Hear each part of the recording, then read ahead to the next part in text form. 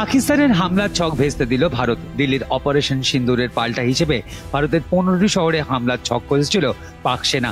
বৃহস্পতিবার ভারতীয় সেনার তরফে জানানো হলো, পাকিস্তানের এই নাশকতাকে সমূলে বিনাশ করা হয়েছে।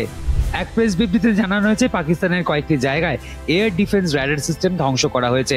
বুধবার রাত থেকে বৃহস্পতিবারের মধ্যে ভারতের কয়েকটি জায়গায় সেনা ছাউনিকে টার্গেট করা হয়েছিল। সেই তালিকায় ছিল শ্রীনগর, পাঠানকোটের মতন শহর। ওই প্রেস বিজ্ঞপ্তিতে বলা হয়েছে, এদিন সকালে লাহোর সহ পাকিস্তানের একাধিক জায়গায় ভাঙা হয়েছে এয়ার ডিফেন্স সিস্টেমকে। রাশিয়া থেকে কেনা নতুন মিসাইলের সাহায্যে পাক নাশকতাকে ভেঙে গুঁড়িয়ে দিল ভারত। অপারেশন সিন্দুরের 24 ঘন্টার মধ্যেই এদিন দিল্লিতে ডাকা হয়েছিল সর্বদল বৈঠক। বৈঠকে প্রতিরক্ষা মন্ত্রী রাজনাথ সিং জানিয়েছেন, 25 মিনিটের এই অভিযানে পাক মাটিতে খতম করা হয়েছে 100 জঙ্গিকে। সেই তালিকায় রয়েছে জাইশ নেতা মাসুদ আজহারের ছোট ভাই আব্দুল রব। এই জঙ্গি ছিল কান্দাহার বিমান অপহরণ ঘটনার মাস্টার মাইন্ড। বিরোধীদের সঙ্গে বৈঠকে সরকার জানিয়েছে, কোনো নাগরিকের বাড়িতে হামলা না করে সতর্কতা এবং মানবিকতার পরিচয় দিয়েছে ভারতীয় সেনা। এই পরিস্থিতিতে আগামী শনিবার পর্যন্ত ভারতের প্রায় 27টি বিমানবন্দর সাময়িকভাবে বন্ধ রাখা হয়েছে।